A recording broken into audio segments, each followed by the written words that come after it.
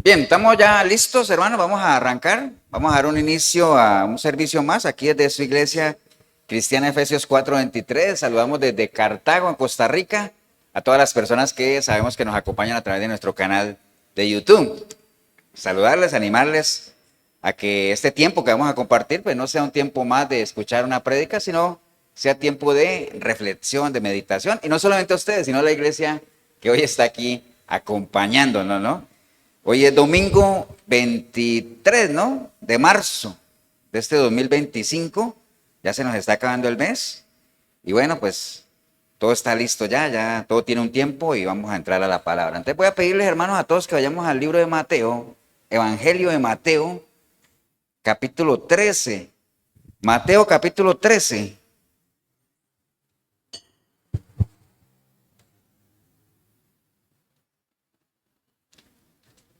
Vamos a leer 3 versículos.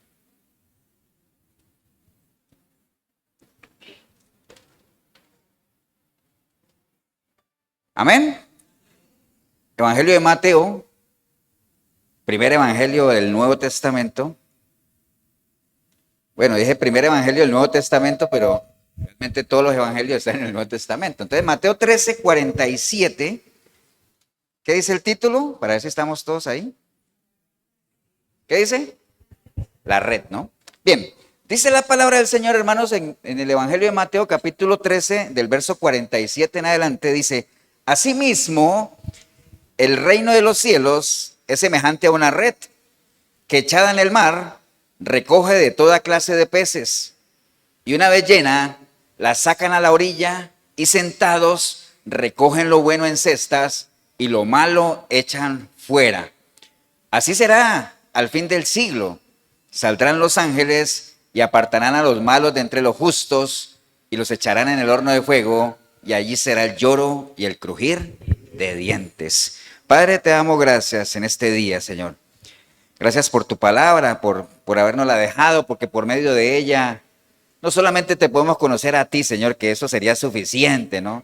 Sino que también por medio de ella podemos estar enteramente preparados, no solamente tampoco para hacer buenas obras, sino preparados para los tiempos finales, Señor, para que preparemos nuestros corazones, para que seamos obreros, que nos presentemos sin ningún temor, Señor. Así es que te damos gracias por ella, disponemos nuestro corazón a escucharla, a recibirla, y que no solamente seamos oidores de ella, sino también seamos mejores hacedores, Señor. Te damos gracias en el nombre precioso de Cristo Jesús. Amén y amén. Pueden tomar asiento, hermanos.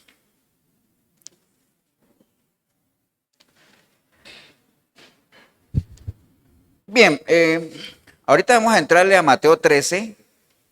Ustedes saben que pues siempre hacemos como una plataforma, ¿no? ¿Cierto, Virgilio? Como una entradita, ¿no? Siempre son buenas las entraditas porque cuando uno va a comer y uno pide una entradita, como que eso le abre más el apetito a uno, ¿no? Bueno, depende de la entrada también, porque hay gente que se llena con la entrada, nada más. Pero bueno, el caso, hermanos, es que es bueno hablar de que nosotros estamos viviendo unos tiempos complicados, unos tiempos que hay que saberlos llevar. O sea, no es que sean imposibles de vivir, porque el Señor lo dijo, yo ya vencí, ¿no? Entonces, si Él ya venció, pues nosotros también podemos hacerlo. Lo que pasa es que tenemos que saber pelear y tenemos que saber contra quién peleamos también. Pero bueno, esta es una sociedad moderna en la cual a nosotros se nos trata de imponer un lenguaje moderno también. Amén. Ahora, el hecho de que sea un lenguaje moderno no quiere decir que sea el correcto, ¿no? Porque ahorita hay toda una terminología que escuchamos por todo lado, ¿no? Todo esto de la ideología de género, que hay que ser tolerantes, que no hay que ser homofóbicos, el asunto del transgénero, bueno, tanta cosa, ¿no? Que hay, que se nos quiere imponer, ¿no? Y no es que uno esté en contra de nada de lo que la gente prefiera, porque son temas de preferencias, sino que el problema radica en la imposición, ¿no? En que nos quieran imponer a todos a pensar de una manera en la que choca con nuestras creencias, ¿cierto que sí? Entonces, pero hermanos, eso no es solamente fuera del reino de Dios, en el ámbito cristiano también hay una serie de terminologías que nos las quieren imponer. Todo eso de usted declare, usted ate y desate, cancele y que yo no sé qué y todo ese lenguaje religioso, hermanos, bendecido, prosperado en victoria, saca lo mejor que hay en ti, saca el campeón, todo eso, que la gente dice que es un lenguaje de ¿qué?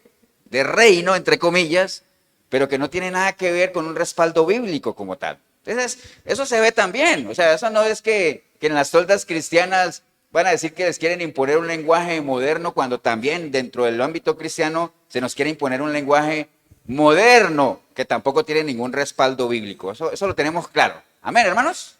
Esto ya lo hemos hablado muchas veces, ¿no? Pero, o sea, lo que tampoco podemos negar es que sí hay un glosario, sí hay una terminología que pertenece al reino de Dios, que todo el que se diga que es cristiano debería manejar.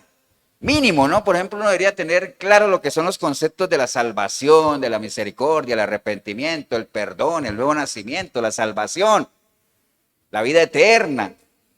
Todo eso sí hace parte de un glosario del reino de Dios que deberíamos manejar y que tristemente la gran mayoría del pueblo cristiano no maneja. ¿Por qué? Porque se han ido por el lado de la terminología moderna, que tampoco es que la manejen, porque si la manejaran no estarían ahí, pero que les resulta más atractivo por los beneficios que les venden a la gente, que no son otra cosa más que vender humo, ¿no? Y alguna vez hablamos que era vender humo, ¿no? Cuando uno le dice no venda humo, ¿no venda qué? Fantasías, ilusiones, ¿no? Porque ¿cómo va a vender uno humo, no? Pero bueno, entonces el caso es que hay ese glosario, hermano. Entonces, hoy vamos a estar hablando de dos palabras que acabamos de leer ahí, en esta parábola que acabamos de leer en Mateo 13:47, donde el Señor, y ahorita vamos a entrarle que de una vez les adelanto que Mateo 13 es como el capítulo de las parábolas, ¿no? ¿Cierto que sí? Porque ahorita vamos a ver que hay varias ahí. Y él dice, el reino de Dios es semejante a, y comienza a hacer una serie de analogías. Recuerda que la Biblia está llena de figuras literarias, ¿no? Hay metáforas, hay parábolas, hay símiles, y un símil es una analogía, ¿no? Cuando yo digo, es que esto es como el agua cristalina, puede ser una metáfora, pero además es una analogía, ¿no? Estoy utilizando algo que la gente conoce para proyectarles algo que la gente no conoce. El reino de Dios, el manejar el concepto de lo que es el reino de Dios, no todo el mundo lo maneja. Pero si a mí me dicen, el reino de Dios es como una red, ¡wow! Ya yo sé que es una red. Y los que pescan, pues ni se diga, ¿no? Allá que está Marquito que le gusta pescar, aunque no pesca con red, ¿cierto? ¿No? Con caña, pero eso es otra cosa.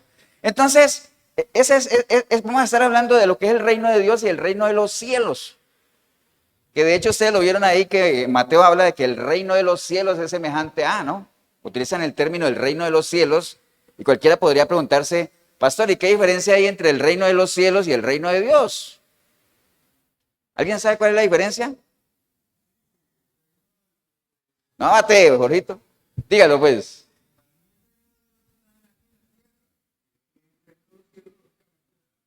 No, pues que pierdes. No, es lo mismo, Jorgito. Es lo mismo. Ahorita le puedo explicar por qué. Pero bueno, me adelanté un ratito. Pero antes de entrarle a eso, y ahorita vamos a ver por qué, nosotros en términos generales siempre, el ser humano en términos generales, moros y cristianos, cuando digo moros y cristianos me refiero a lo que es dentro del reino de Dios y fuera del reino de Dios, siempre andamos buscando asegurar algo, ¿no? O sea, tener seguridad de las cosas. Si hay algo que a nosotros nos preocupa o nos angustia es la inseguridad de algo, ¿no? Entonces siempre andamos como inseguros en algo y en la medida en que usted esté inseguro de algo, esa inseguridad lo lleva a sentir ansiedad, pierdes la calma, como que te estresas, ¿no? Básicamente. Entonces, en lo natural uno siempre quiere estar seguro. Pensemos en lo natural. ¿Cuáles son las cosas que en lo natural uno siempre quiere asegurar? La estabilidad económica, un buen trabajo, un buen negocio, estar bien económicamente, en la parte del matrimonio, asegurar una buena relación, que cuando dicen hasta que la muerte los separe, que no sea como una serie que hay por ahí que dice hasta que la plata los separe, que no sea eso, ¿no? Más bien, ojalá que realmente ese es el anhelo de uno, ¿cierto? Que sea hasta la muerte, asegurar un buen matrimonio, una buena familia, levantar unos buenos hijos, todo eso en lo natural, amén, hermanos. Y en lo espiritual, ¿qué creen ustedes que es lo que uno quisiera asegurar en lo espiritual? ¿Qué es lo que uno quisiera asegurar? ¿Ah? Pensé que la pensión, no, las bendiciones. Sí, las bendiciones que hacen parte, pero en términos generales, si a usted le preguntaran, vea, usted que anda en los caminos de Dios, ¿usted qué es lo que le gustaría asegurar desde ya? Que uno quisiera asegurarlo ya. ¿Qué? La salvación, ¿cierto que sí? Ahora sabemos que no se puede. ¿Por qué? Porque mientras estemos aquí tenemos que cuidarla. Mientras estemos aquí. Pero uno quisiera en lo espiritual asegurar esa eternidad con Dios. Eso es lo que uno quisiera, ¿no? Y entonces por eso es bueno que uno conozca términos de lo que es la eternidad, qué es la eternidad, cuándo yo empiezo a disfrutar de ella, qué necesito yo para acceder a ella.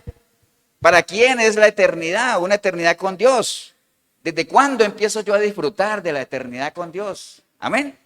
Entonces, si ligamos eso al reino de los cielos o al reino de Dios, que ya les dije que es lo mismo, ahorita les voy a dar el respaldo. Entonces, ¿qué relación tiene la eternidad con el reino de Dios? O la vida eterna o la salvación con el reino de Dios. Entonces, obviamente uno disfruta de su vida eterna, ¿dónde? Pero ligado al tema, en el reino de Dios. Amén. ¿Dónde disfruto yo mi salvación, mi vida eterna? ¿Dónde la disfruto? En el reino de Dios. Que es lo mismo, un ejemplo, ¿no? Paralelo. Aunque no faltará el que diga, pastor, pero yo puedo disfrutar de la alabanza en cualquier lado, pero está bien. Nosotros, ¿dónde podemos disfrutar de la alabanza tranquilos? ¿Dónde? En la iglesia. ¿Qué te decís? Ahora sí, yo sé que usted puede irse ahí a las ruinas y en la mitad ponerse a cantar, y usted, pero no sé si qué tan tranquilo estuviera allá como lo está aquí, donde todos estamos unidos en un mismo espíritu, ¿cierto? Entonces, ¿dónde disfruta uno de la alabanza? En la iglesia. ¿Dónde disfruta uno de su eternidad, de su salvación, de su vida eterna? ¿Dónde? En el reino de Dios. Amén. Estamos claros en eso, ¿no? Por ahí vamos. Entonces, hay que recordar, obviamente, que para disfrutar de la vida eterna hay un orden, ¿no? Como dice la palabra, nosotros hemos sido rescatados de esclavitud, hechos siervos de Dios, como fruto la santificación y como fin, la vida eterna. Ese es el orden. No se lo puede uno saltar. Rescatados, nacer de nuevo, obviamente hechos siervos de Dios, vivir en santidad para poder acceder a la vida eterna. Eso no lo podemos saltar, hermano. Estamos claros en eso, ¿no? Entonces, esto es la frase, el reino de Dios, nada más para que lo tengamos y para contestarle a Jorgito, y no nos quedemos con la duda de que es lo mismo, ¿no? Les voy a dar un dato, la frase el reino de Dios, ocurre 68 veces en 10 diferentes libros del Nuevo Testamento. O sea, en 10 diferentes libros del Nuevo Testamento se menciona la frase el reino de Dios. Pero la frase el reino de los cielos ocurre 32 veces y todas en el Evangelio de Mateo. El reino de los cielos. Entonces, Mateo, particularmente él, utiliza la frase el reino de los cielos. Los demás, incluido Jesús, utilizan el reino de ¿quién? De Dios. Ahora, ¿por qué? Bueno, una de las razones que se argumenta es que el Evangelio de Mateo tiene unos tintes muy inclinados hacia la parte judía. Amén. Y ustedes saben que para los judíos mencionar el nombre de Dios es muy delicado. Ellos tratan por todos lados de ¿qué? De evitar mencionarlo. Entonces, en vez de decir el reino de Dios, prefieren decir ¿qué cosa? El reino de los cielos, ¿cierto? Ahora usted dirá, pastor, pero eso no me convence que sea lo mismo. Bueno, entonces, que te convenza el Señor, pues. Mateo 19:23, oiga lo que dijo el Señor. Entonces Jesús le dijo a sus discípulos, de cierto os digo, que difícilmente entrará un rico en el reino de los cielos. Amén. Otra vez dijo que es más fácil pasar el camello por el ojo de una aguja que entrar un rico en el reino de Dios. Mire, utiliza los dos términos como ¿qué? Como lo mismo. Entonces es lo mismo, realmente es lo mismo. Y hay muchos otros versículos donde usted ve en un evangelio que hablan del reino de los cielos y en otro evangelio hablan del reino de Dios. Entonces es lo mismo, realmente es lo mismo. Entonces partamos de ahí, ¿no? El reino de los cielos es lo mismo que el reino de Dios. ¿Por qué estoy insinuando en eso? Porque leímos en Mateo 13 unas analogías que hacía el Señor de que el reino de los cielos, es decir, el reino de Dios, es semejante a, y en el caso de hoy vamos a hablar de que es semejante a una red, como se llama esta prédica. Amén, hermanos, ¿o no? Entonces, antes de hablar del reino de los cielos, dijimos ahorita que uno tiene la posibilidad de disfrutar de la vida eterna dentro del reino de los cielos. Hace unos domingos, no creo que fue el año pasado, hablamos aquí de un consejo que Pablo le daba a Timoteo. ¿Se acuerda que Pablo le dijo a Timoteo, Timoteo, echa mano de qué? De la vida eterna. Echa mano de la vida eterna. Y yo les decía en aquel entonces que uno puede echar mano de algo cuando lo tiene ¿dónde? Cerca, disponible, ¿cierto que sí? Yo puedo echar mano de algo si lo tengo ahí. Porque a mí no me pueden decir, echa mano de algo, pero eso es por allá en el milenio, no, no, no. Echa mano de la vida eterna, ahí la tienes al frente, echa mano, ¿no? Entonces, estuvimos hablando y quería recordarles qué era la vida eterna, cuándo y cómo se puede disfrutar de ella, ¿no? Entonces, ¿qué es lo que nos enseña la palabra? Por un lado, que hay dos, digamos, dos enfoques de lo que es la vida eterna. La palabra nos enseña, obviamente, que cuando nosotros pasemos de esta, digamos, de lo temporal a lo eterno, a lo espiritual, dice la palabra que vamos a vivir en una ciudad que ha sido diseñada y construida ¿por quién? Por Dios, ¿cierto? Porque dice Hebreos 10 que cuyo arquitecto y constructor es Dios, ¿cierto? Dice Apocalipsis que es una ciudad de oro puro y sus calles también son de oro. Amén. Ahora, ¿por qué utiliza la palabra esos términos? Porque es tan majestuoso eso que no nos lo alcanzamos a imaginar. Pero si a mí me dicen, es una ciudad con calles de oro, wow, ya por lo menos la información que yo tengo en mi mente me da para imaginarme algo. Amén. Algo por lo menos. Entonces dice también el Apocalipsis que es una ciudad que no necesitará de luz del día, ni luz de luna, ni nada de eso, porque la luz, ¿qué es? Dios mismo, la gloria de Dios. Amén. Que no tiene templo, ¿por qué? Porque la presencia de Dios está ahí. Amén. Entonces, y después en Apocalipsis habla de quiénes son los que pueden entrar allá. Bueno, habla Apocalipsis de que ninguna cosa inmunda entrará allá, sino todo lo que ha sido purificado. Usted lo puede buscar si quiere. Después dice también en Filipenses que nosotros vamos a entrar allá con un cuerpo, ¿qué? Glorificado. Amén. Cuerpo glorificado como tal, ¿no? También dice que allá no va a haber ni muerte, ni enfermedad, ni dolor, dice el libro de Apocalipsis. Y en el libro de Mateo, el Señor contestando una pregunta a alguien que le dice que allá no nos vamos a preocupar por relaciones de pareja. Ahí dijo amén, pero bueno, allá no nos vamos a preocupar por eso, porque vamos a ser como ¿qué? Como ángeles, ¿cierto? Entonces allá se acaba Gustavo el pleito, ¿no? Allá no va a haber pleito, ¿no? Amén, hermanos, todo eso lo sabemos. ¿Cuándo? Cuando trascendamos ¿a dónde? A la eternidad. Tú no podrías decir, bueno, pastor, entonces uno va a disfrutar de la vida eterna cuando se muera o cuando el Señor venga por su iglesia. Bueno, también no sé los que recuerdan que estuvimos escudriñando un poquito de eso de, ¿será que la vida eterna solo la vamos a disfrutar cuando uno muera o cuando uno trascienda a lo eterno? Entonces comenzamos a revisar un poquito de eso, de realmente qué es lo que dice la palabra, desde cuándo empieza uno a disfrutar de la vida eterna. Juan 3:36 dice, el que tiene el Hijo, tiene la vida eterna. Amén. Tiene la vida eterna. Y Mateo 19:16, ¿se acuerdan cuando alguien vino y le dijo, ¿quién le dijo? Maestro bueno, ¿quién se lo dijo? ¿Quién dijo? El joven rico le dijo, maestro, ¿qué bien haré para tener la vida eterna? Amén, hermanos. Y entonces también por allá otro maestro le dijo, otro intérprete de la ley dijo, maestro, ¿qué cosas tengo que hacer para tener la vida eterna? Y en ambos el Señor, tanto al joven rico como al maestro, le dijo, cumple lo que está escrito. ¿Qué dice la palabra? Y entonces al joven rico le dijo, cumple toda la ley. Le dijo, toda la he cumplido. Bueno, vende los bienes y dáselo a los pobres. Y al otro que le dijo, ¿qué dice la palabra? Dice, amarás al Señor tu Dios con todo tu corazón y al prójimo como a ti mismo. Bueno, haz eso y vivirás. Entonces a ambos los mandó ¿a qué? A vivir, ¿no? Vaya, cumpla lo que está escrito, ¿no? Vivencia. ¿Usted quiere disfrutar de la vida eterna? Viva, camine, cumpliendo la voluntad de Dios, en obediencia a la voluntad de Dios. Entonces, hermanos, ¿en qué momento uno empieza a disfrutar de la vida eterna? En el momento en que uno le entrega ¿qué? Su vida al Señor. Amén. Comienza uno a disfrutar de las mieles del Evangelio. ¿Estamos claros en eso, no, hermanos? Entonces, básicamente es un estilo de vida en obediencia. Bien, nuestro Señor Jesucristo, hermanos, mucho de su evangelio, mucho de su enseñanza se enfocó en el reino de Dios, en el reino de los cielos. Básicamente era lo que él predicaba como tal antes de ser crucificado, y eso fue el legado que quedó a sus discípulos para que ellos predicaran. Ustedes se acuerdan, hermanos, que también aquí lo vimos una vez, cuando predicamos aquello de que limpia el polvo de tus sandalias y vete a otro lado, que el Señor comenzó a mandar a sus discípulos, ¿cómo lo mandó? De dos en dos, ¿cierto? Y que entonces les dijo, vayan allá y predíquenle a la gente. ¿Predíquenle qué? ¿Cuál era el mensaje que él les mandó a decir? Que el reino de los cielos, ¿qué? Se ha acercado, ¿cierto? Que el reino de los cielos se ha acercado. Y entonces, en ese momento también decíamos que posiblemente si sus discípulos iban a decirle, vea, el reino de Dios se ha acercado, el reino de Dios se ha acercado, el reino de Dios se ha acercado, posiblemente nadie les haría caso, ¿cierto? Entonces, para sellar eso, para respaldar eso, ¿qué tuvo que hacer el Señor? ¿Les dio qué? Les dio poder o facultades de echar fuera demonios, curar enfermedades. ¿Por qué? Porque cuando la gente no quiere creer, ¿qué necesita? Ver milagros. ¿Cierto que sí? ¿Los milagros para quién son? Para los incrédulos. Porque para los que creemos nos basta con qué?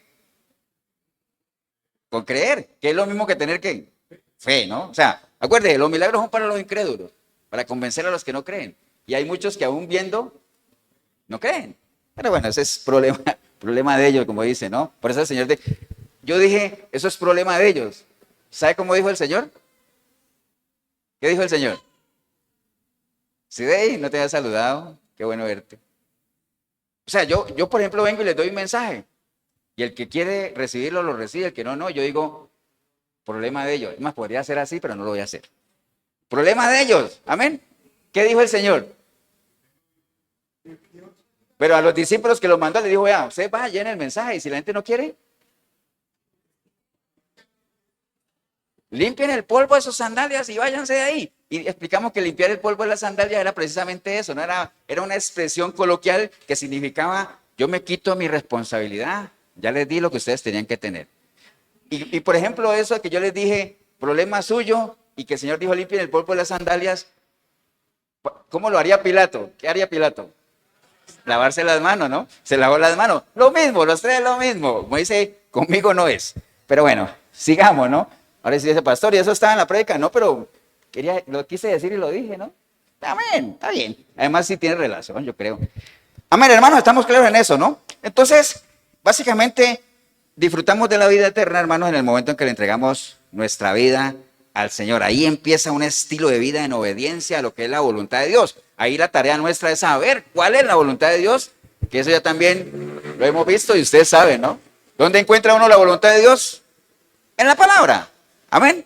Ahí está revelada la voluntad de Dios. Entonces el Señor predicó eso, hermanos, del reino de Dios y todo eso, y les dijo a ellos, vayan y prediquen que el reino de Dios se ha acercado, ¿no? Entonces viene la pregunta, hermanos, ¿qué es el reino de Dios? O el reino de los cielos. ¿Qué entendemos nosotros por el reino de Dios? Primero entendamos que es un reino. ¿Qué es un reino? Un reino, bueno, aquí tengo la definición. Un reino es un territorio o un espacio, ¿cierto? Sujeto a la autoridad de ¿quién? De un rey. Sujeto a la autoridad de un rey que impone a sus habitantes su ley y establece el orden de vida. Eso es un reino. Un lugar, un espacio, lo que sea, donde gobierna un rey. Donde se hace lo que el rey dice. Amén. Eso es un reino.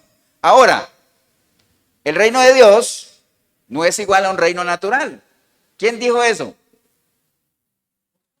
O sea, el reino de Dios, ya hablamos de lo que es un reino, ¿no? Un lugar donde un rey manda y todo eso. Pero el reino de Dios trasciende más que eso. Y no es igual a un reino natural. Porque hubo alguien que dijo, es que mi reino no es como los de acá. ¿Quién dijo eso? Jesús, ¿se acuerda? Cuando él dijo, es que mi reino no es de aquí. Porque si fuera de aquí, pues yo mandaría una cantidad de gente que me liberara. Pero mi reino no es de aquí. ¿Me entiende? Entonces, trasciende de eso. Aunque se mueve bajo los mismos parámetros. Porque cuando el Señor dijo, el reino de Dios se ha acercado. ¿Qué quería decir él con eso? Cuando yo digo, el reino de Dios se ha acercado, ¿qué quiere decir? ¿Quién se acercó? Pero digamos, cuando un reino se acerca, ¿quién se tiene que acercar para que el reino se acerque? ¿Quién? El rey. Amén. Porque obviamente a donde va el rey, ahí va su reino, ¿cierto que sí? Entonces cuando él decía, el reino de Dios se ha acercado, ¿qué quería decir? El rey se ha acercado. Hablando de él mismo, ¿no? Amén, hermanos, ¿o no? Entonces, es para que vayamos entendiendo eso. Entonces, el reino de Dios, hermanos, aplicándole la definición, el reino de Dios es un reinado, ¿qué cosa? Espiritual. Estamos hablando de cosas espirituales. ¿Y cuál es el lugar donde se asienta o se establece ese reino espiritual? En los corazones. Amén, hermanos. En los corazones y en la vida de aquellos que están dispuestos a ¿qué? A rendir su vida a la autoridad de nuestro rey. Que ya no es un rey común y corriente, es un rey ¿qué? Celestial. Amén, hermanos. Es decir, que todos aquellos que reconocen el señorío de Cristo y aceptan por la fe rendir su vida al reinado de Dios, conforman lo que conocemos como el reino de Dios. Amén, hermanos. Entonces, ¿quiénes conforman el reino de Dios? Todos aquellos que hemos decidido que rendir nuestra vida a la autoridad de nuestro rey, que es Cristo, o que es Dios mismo. Amén. Entonces, ese es el reino de Dios. Entonces, ¿cuándo empiezo yo a disfrutar de ese reino de Dios? Cuando yo, con una decisión personal, decido entregar mi vida al rey. Amén. Pero mire qué importante es darle a él, ¿qué cosa? Señorío. Amén. ¿Y qué es señorío? ¿Cuándo una persona tiene señorío? ¿Cuándo tiene qué? Cuando gobierna. ¿Cuándo tiene qué cosa? Control. Amén. Entonces, un señorío es cuando una persona ejerce control sobre algo o alguien. Amén. Entonces, se convierte en su. O sea, si yo digo, yo tengo señorío sobre ustedes, entonces yo soy su Señor, ¿cierto que sí? Amén. Tiene lógica. Y entonces por eso el Señor, por eso es que Él hace el reclamo, que dice, toda esta gente dice que yo soy su Señor, es decir, que tengo señorío, que tengo control, pero resulta que esta gente no hace lo que yo le digo que hagan, entonces, ¿a qué estamos jugando? Así no dijo, ¿no? Pero creo que lo pensó. ¿A qué estamos jugando entonces? ¿Por qué no hacen lo que yo les digo que hagan? Amén. Esa es la gran queja, ¿no? Y esa es la gran incoherencia de todo aquel que dice, Señor, Señor, Señor. ¿Estaremos le dando señorío? Es la pregunta del millón. Amén, hermanos. Entonces, eso lo tenemos claro, todos aquellos formamos parte. ¿Cómo entramos ahí? ¿Cuál es la llave que nos indica entrar al reino de Dios? Juan 3:3, ¿no? Cuando el Señor le dijo a Nicodemo, el que no nace de nuevo, ¿qué pasa? No puede ver el reino de Dios. El que no nace de nuevo. Entonces, ¿la llave cuál es? Nuevo nacimiento. Tenemos claro eso, ¿no? Amén, hermanos. Entonces, ahora sí, vamos a ir a Mateo 13. En Mateo 13, el Señor les decía que es el capítulo de las parábolas. Yo espero y creo que todos saben que es una parábola, pero vuelvo y lo repito para que quede en el video. Una parábola es una figura literaria donde una persona utiliza una historia natural para transmitir una enseñanza espiritual. Y ambas tienen una enseñanza. Amén. En las parábolas siempre hay una enseñanza. Se diferencia una parábola de una fábula, aunque ambos son relatos y tienen una enseñanza, y la enseñanza en la fábula se llama moraleja, en que en la fábula generalmente los personajes que participan son fantasiosos, ¿no? Entonces dice, no, es que la tortuga le dijo al conejo, vamos a ver quién corre más rápido. Y, pero es que las tortugas no hablan. Sí, pero es que por eso es una fábula. ¿Me entiende? En la parábola son cosas reales. Lo que les acabo de decir ahora, esa parábola de la red, eso es real, ¿no? ¿Quién no ha visto unos pescadores pescando con red? Y saben que la tiran, la jalan, y dentro de lo que jalan viene de todo ahí. Cosas que sirven y cosas que no sirven. Amén. Eso todo el mundo lo sabe. Por eso es que el Señor utilizaba ese lenguaje para asegurarse que la gente entendiera. Y él se dirá, pastor, ¿y por qué está hablando de eso? Porque en Mateo 13, empieza, Mateo 13, si quiere, ahí estamos en Mateo 13, que empieza con una parábola que es la parábola del sembrador. ¿Dónde estaba el Señor ubicado? Dice, ¿a dónde se sentó él? ¿Junto a qué? ¿Junto a qué? Junto al mar, estaba en el mar. Entonces, si yo estoy sentado junto al mar, ¿estoy rodeado de quién? De pescadores, ¿no? Entonces, ¿qué mejor manera de enseñarle? Pero no solamente enseñó eso, él comenzó a hacer analogías del reino de Dios, les enseñó la parábola del sembrador sobre la importancia de la semilla, que es la palabra que caiga en una buena tierra, porque solamente una semilla que cae en una buena tierra puede dar un buen fruto. De resto, las demás se echan a perder. ¿Estamos claros, no, hermanos? Y esa parábola inclusive se dio de explicarla, ¿no? Más adelante, por allá por el verso 24, habla de la parábola del trigo y la cizaña. También, obviamente que la cizaña, no sé si usted la conoce o no. ¿Todos saben qué es una cizaña?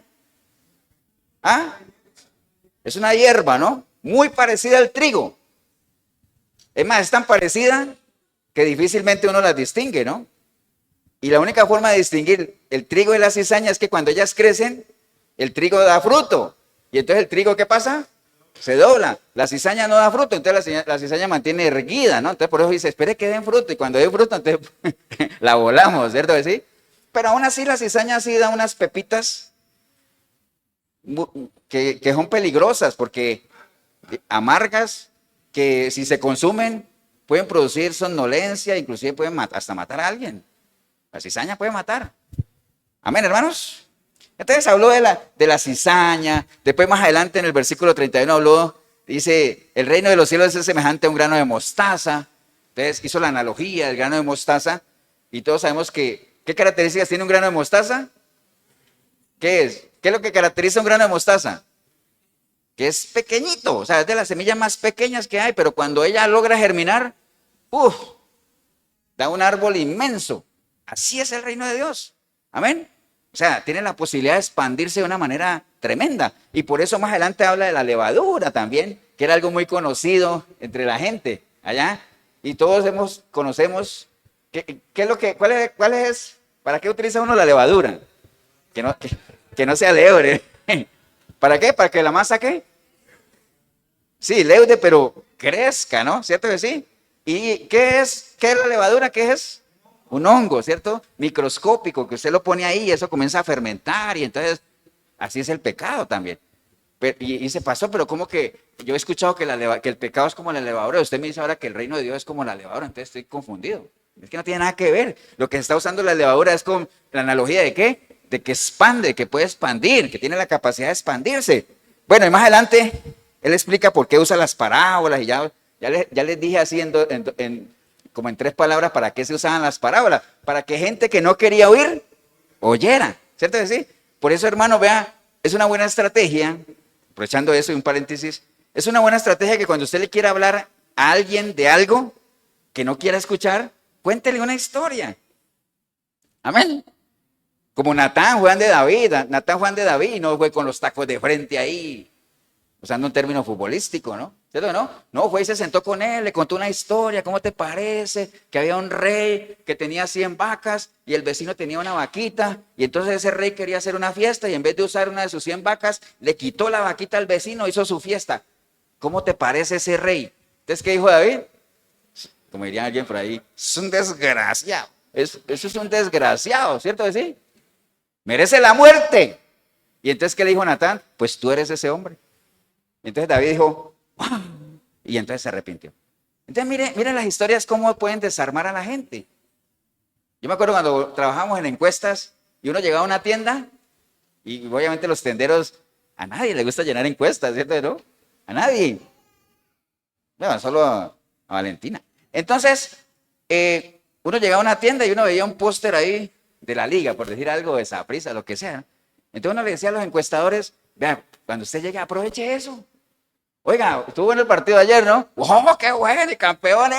Y después la persona termina contestando la encuesta. ¿Me entienden? Entonces son estrategias. Podemos utilizar todas esas cosas que se dan en las cosas naturales para usarlas en las cosas espirituales. Por eso es que a veces el Señor dice que la gente del mundo es más astuta que los hijos de Dios. Amén. ¿Estamos claros, hermanos, ahí? Ok. Bueno, entonces, después estamos hablando de eso. El Señor también allá en el 44 habló de que el reino de los cielos es semejante a un tesoro escondido. Hace la analogía del reino como algo muy preciado. Por eso después habla de la perla. Y por eso después llegamos ¿a dónde? A la red, ¿no? En el versículo 47, que ahí nos vamos a quedar, ¿no?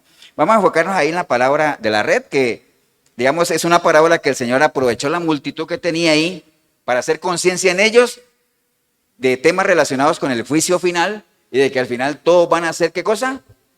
Van a ser pesados, ¿no? Todos vamos a ser pesados y no solamente vamos a ser pesados, evaluados, sino que vamos a hacer, ¿qué cosa? ¿Vamos a hacer qué? Separados. ¿Entre quiénes? Entre justos e injustos. Entre buenos y malos. Amén. Eso es lo que él quería hacer ahí. Y entonces quería hacer énfasis él en la importancia de que uno llegara a ese momento preparado. Y que cuando llegara a ese momento no era el tiempo de qué, de hacer correcciones y todo eso, porque como hemos visto también en algunos momentos, va a haber un tiempo, hermanos, en el que no va a haber tiempo. Entonces aprovechemos ahora que hay tiempo, porque también ahora los tiempos son malos, ¿no? Hay que aprovechar el tiempo. Entonces, hermanos, esa analogía que el Señor usó ahí, bueno, obviamente, la red, ¿qué representa? No, pero en la parábola, ¿la red qué simboliza? ¿Ah? Sí, pescar, pero acuérdese que el Señor dice, ¿de qué estamos hablando hoy? ¿Cuál es el tema central? El reino de los cielos. ¿El reino de los cielos es semejante a qué? A una red. Entonces, ¿la red qué simboliza ahí? El reino de los cielos. La red simboliza el reino de los cielos. ¿El mar qué simboliza? El mundo. Y cuando hablo del mundo no me refiero a todos los mundanos, sino al mundo, a toda la gente. Todos.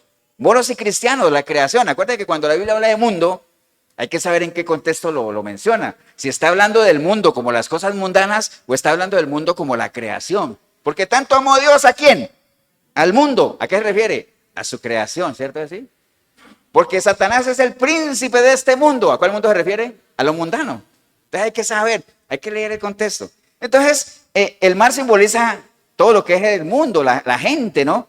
Los peces, ¿qué simbolizan? No, los peces. El mar simboliza el mundo, es decir, todo lo que ha sido creado. ¿Y los peces? ¿A quiénes? A las personas. No solamente a los creyentes, a las personas en general, ¿no? Los peces. Amén. Entonces, cuando él dice que, mira lo que dice el 47, dice, asimismo el reino de los cielos es semejante a una red que echada en el mar recoge, ¿qué cosa? Toda clase de peces. Toda clase de peces. Y si los peces representan a las personas, quiere decir que esa red, que es el reino de Dios, es lanzada ¿a quién? A toda clase de ¿qué? De personas. Amén. Toda clase de personas. Es decir, la salvación, la posibilidad de entrar al reino de Dios está abierta ¿para quiénes? Para toda clase de personas. Para todos. Amén. Estamos claros en eso, ¿no? No hay acepción de personas para salvación. Así como cuando uno tira una red, la red no discrimina, no es que la red va ahí y decir, y ese pez es tan pequeño, no, la red arranca todo, ¿cierto que sí? No discrimina. El reino de Dios no discrimina. O sea, por lo menos está al alcance de todos. Ahora, el hecho de que esta red recoja toda clase de peces, no quiere decir que todos los peces van a calificar. Amén. Porque más adelante dice que una vez llena, es decir, cuando ya se decide sacar la red, una vez llena, porque va a llegar un momento en que la red, que es el reino de Dios, ya no va a dar cabida a más peces. Por eso es que dice que el Señor retarda su venida. ¿Por qué? Porque pacientemente está esperando que la gente proceda ¿a qué? A la red. Es decir, que más peces entren ¿dónde? En la red. Amén. Que más peces entren en la red. Entonces, el hecho de que la red recoja de todo no quiere decir que todos van a ser aceptados. Y así como el evangelio está al alcance de todos, no quiere decir que todos lo aceptan. Eso lo tenemos claro, ¿no? Porque muchos son los llamados, pocos los escogidos, pocos los que deciden ahí. Ahora sí irá pastor, pero ahí hay algo que no me cuadra, ¿no? Diría algún pescador del grupo. Pastor, cuando usted tira la red, ninguno de los peces quiere estar en la red. O sea, no me venga con el cuento. Ninguno quiere estar ahí, todos quieren salir de la red. Amén. Esa es la realidad, ¿no? ¿Cierto que sí? Pero aunque quieran salir, ¿qué pasa? Son agarrados y después separados. Cuando uno tira el evangelio, hermanos, la gran mayoría de la gente no quiere nada con Dios. O sea, el remanente es pequeño. Recuerda que cuando el Señor predicaba que habían grandes multitudes, mucha gente iba por el pancito, el milagro, la curiosidad, para fastidiarlo. Y un remanente pequeño iba realmente porque quería ¿qué? Conocerlo. Entonces siempre ha sido así. La gran mayoría no quieren realmente estar ahí. Pero bueno, aún así la invitación se les hace como tal, ¿no? Entonces, hermanos, siguiendo con la analogía, ya dice ahí que después de que se saca la red, al final se separan los peces, ¿qué? Los buenos bueno, recogen lo bueno en cestas y lo malo lo echan afuera. Entonces, pensemos en lo natural, ¿no? Aunque no seamos pescadores, ¿no? Pero yo creo que todos hemos visto un pescado alguna vez, ¿no? Ya yo creo, ¿no? Levante la mano el que nunca ha visto un pescado. ¿No lo ha visto? Entonces, hermanos, vea, pensemos, en lo natural, uno saca la red, ¿cierto? ¿En qué se basan o en qué creemos, no? No, creo que es acertado. ¿En qué se basan los pescadores para separar, en lo natural? Estamos hablando de lo natural, para separar los peces. O sea, decir, este lo vuelven al agua, este venga para acá, este para allá, este para acá. ¿En qué se basan? ¿Tamaño? ¿Y qué otra cosa podría ser? ¿Cuál? Podría ser especies, pero pues centrémonos en... Es que, digamos, que cuando uno dice especie, ya uno tendría que ser un pescador experto para decir, no, esa es una tilapia de yo no sé qué, o esa yo no sé qué. Entonces, ¿me entiende? No todos los pescadores son así, Pero que uno no sea un pescador experto, uno saca la red y me dice tamaño. ¿Qué más? ¿El tamaño está ligado con qué? Con el peso. Peso y tamaño, ¿cierto que sí?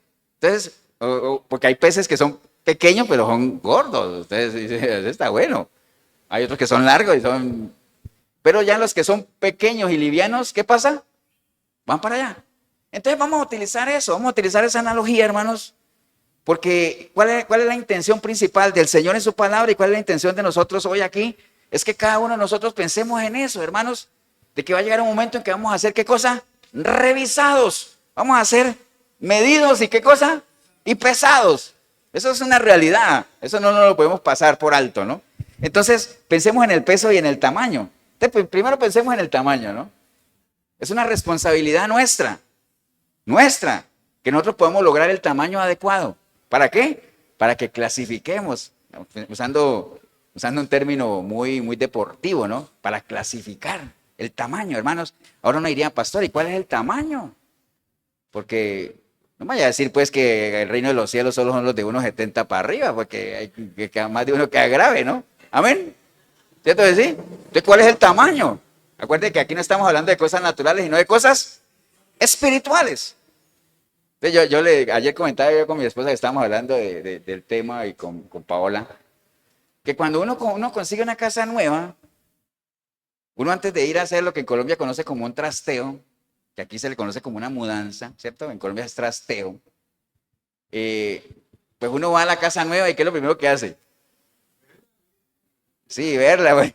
Pero digamos, yo quiero ir a meter mis chunches allá, entonces, ¿qué tengo que hacer? ¿Ah? ¿El tamaño de qué?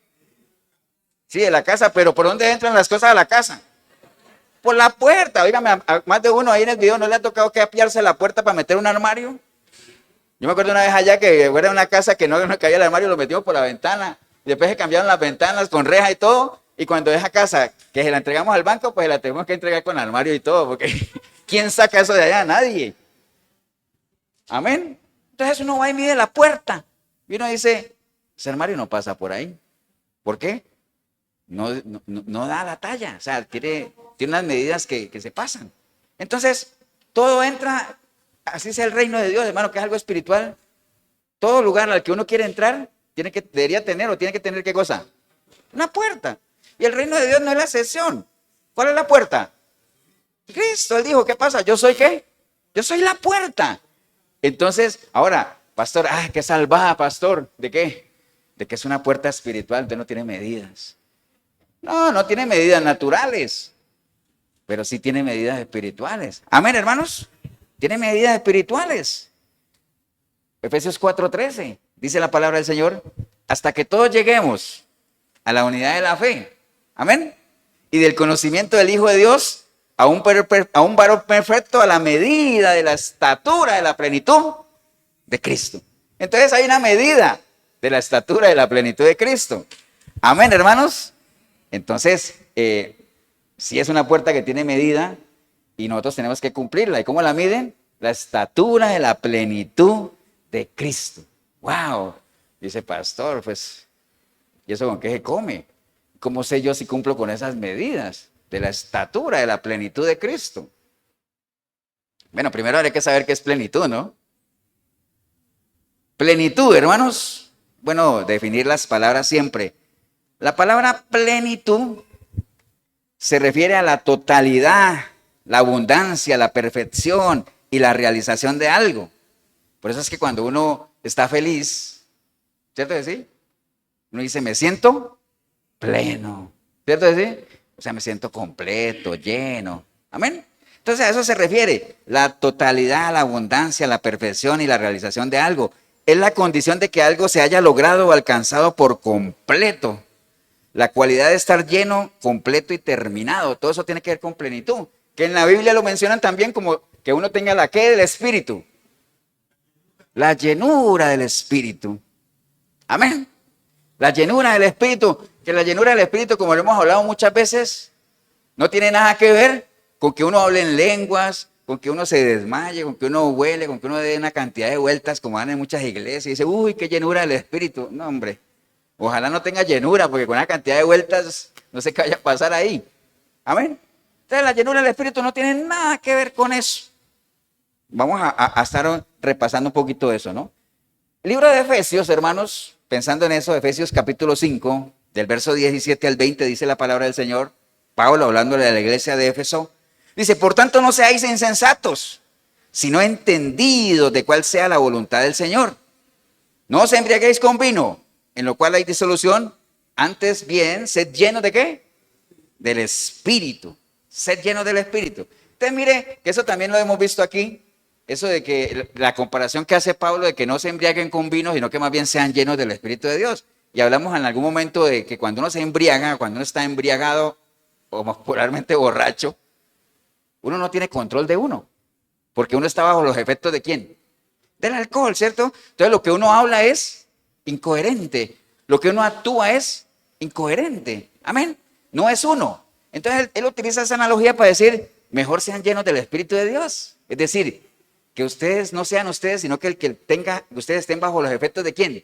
Del Espíritu de Dios, que sean guiados por el Espíritu de Dios, que lo que ustedes hablen sea porque sea puesto por el Espíritu de Dios, que con la forma en la que ustedes actúen sean guiados por el Espíritu de Dios. Amén. A eso se refiere básicamente que es mejor estar llenos. Pero ¿qué significa la palabra lleno o llenura? Abundancia, plenitud, que es lo mismo, plenitud es llenura es plenitud, que ocupa todo un espacio, ¿cierto que sí? Pero cuando la Biblia habla de llenura, no está hablando de llenura física. Lo hablamos en algún momento por allá en el libro de Hechos, cuando hablaba de que cuando el Espíritu Santo vino como un viento recio, llenó toda la casa. Amén. Llenó toda la casa. O por allá en Juan 2:3, cuando dice que el perfume que derramó María llenó toda la casa donde ellos estaban. Entonces no es una llenura física, ¿no? O sea, usted derrama un perfume aquí muy fuerte y puede que todo el espacio se llene del perfume, ¿cierto? Pero no llega un momento que dice, ya, tapen el perfume que ya no cabe más. No, no hay tope, o sea, se llena todo, es algo que copa, pero no es una llenura física como tal. Ahora, ¿cómo ser llenos del Espíritu de Dios? O sea, esto no es cuestión de pasos, ¿no? 5 pasos para ser llenos del Espíritu de Dios.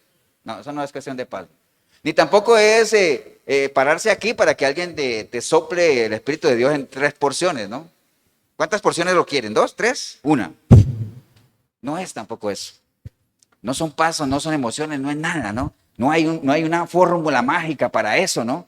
Básicamente, si uno quisiera bíblicamente saber básicamente en qué radica todo esto de ser llenos del Espíritu de Dios, ¿no? Podríamos unir 2 versículos. Escúchelo nada más. Por ejemplo, Efesios 3:19, dice la palabra del Señor.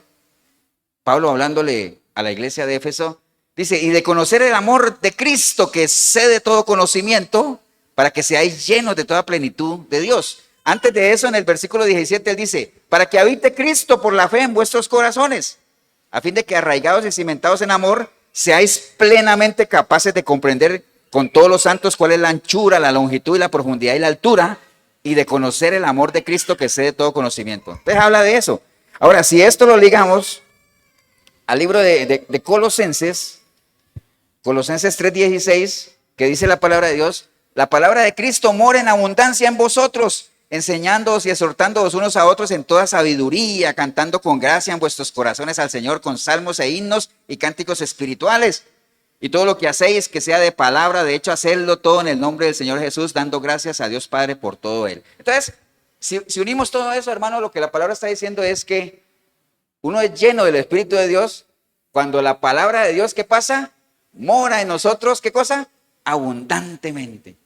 Entre más palabra de Dios tenga usted en su mente, entre más more en usted, más lleno usted está del Espíritu de Dios. Amén. Pero no tiene nada que ver con manifestaciones de estas que hemos estado hablando, ¿no?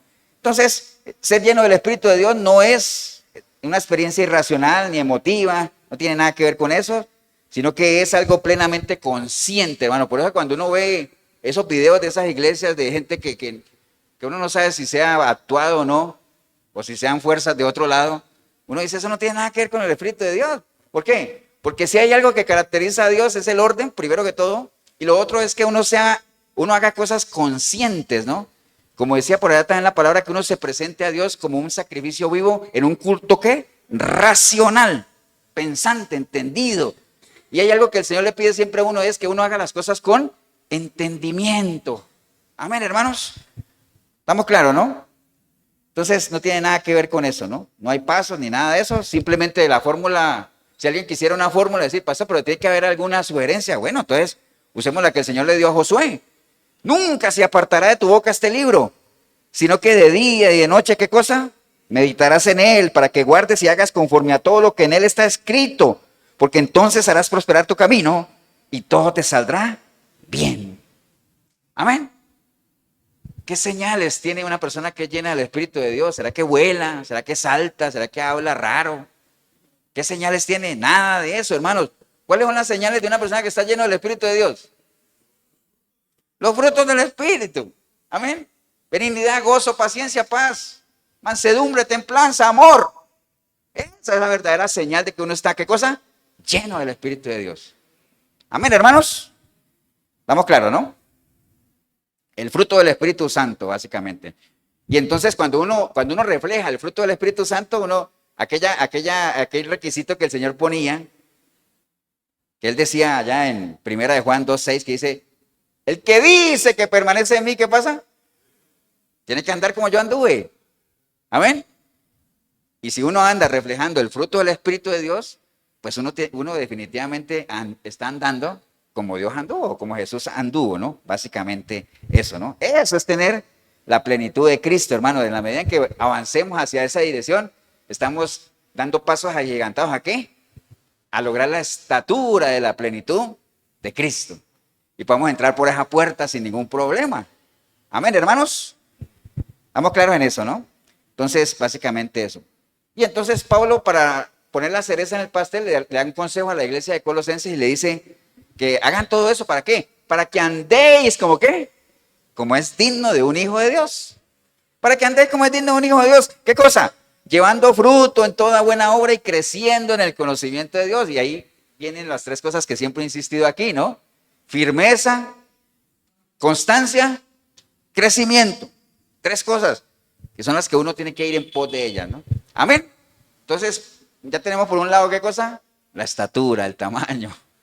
Ya lo que tenemos que hacer, dice, uy, pastor, ¿todavía falta? Claro, todavía no hemos llegado al peso. Pero la estatura, ahí está. Amén.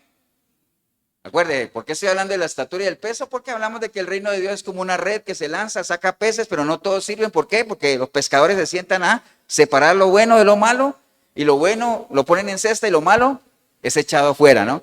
¿Cómo hacen los pescadores para coger un pez bueno? Según el tamaño o el peso, en lo natural, ¿no? En lo espiritual pasa igual. Nosotros vamos a ser medidos también por tamaño y por peso. ¿Tamaño cuál? Que nosotros vayamos a alcanzar la estatura de la plenitud de Cristo. Porque siendo Él la puerta que da entrada al reino de Dios, tenemos que asegurarnos de dar la talla de ¿qué? De pasar por esa puerta. ¿Estamos claros, no? Amén. Entonces vamos al asunto del peso. También es nuestra responsabilidad, hermanos. Y acuérdense que las matemáticas de Dios son diferentes a las matemáticas normales, ¿no?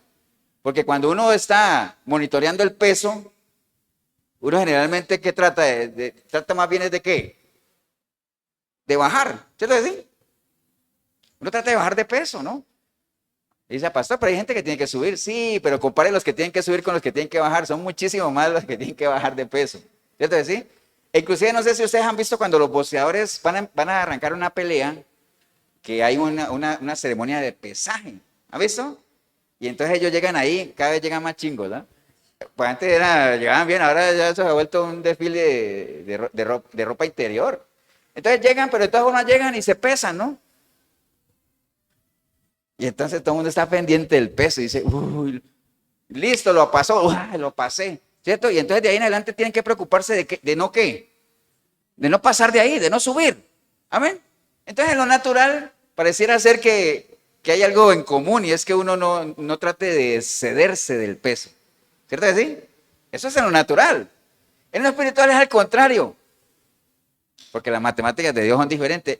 En lo espiritual es más bien, cuando uno va a ser pesado, que uno no se ha hallado, ¿qué cosa? Falto de peso. Falto de peso. O sea, que no esté por debajo del límite, digámoslo así, ¿no? Falto de peso. Amén, hermanos. Ahora, si usted sigue subiendo el peso, pues en lo espiritual no tiene ningún problema. Amén.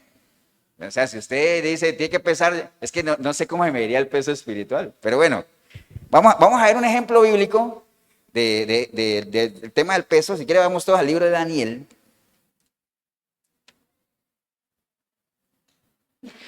El libro de Daniel, capítulo 5, hermanos.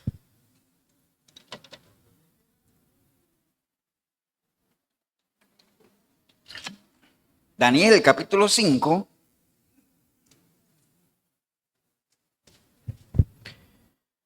¿Estamos ahí? ¿Qué dice el título? ¿Qué dice?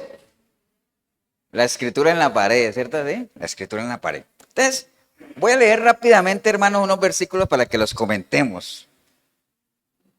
¿Alguien una vez vino por aquí? Pastor, qué bueno el mensaje. Usted habla muy rápido, pero todo bueno.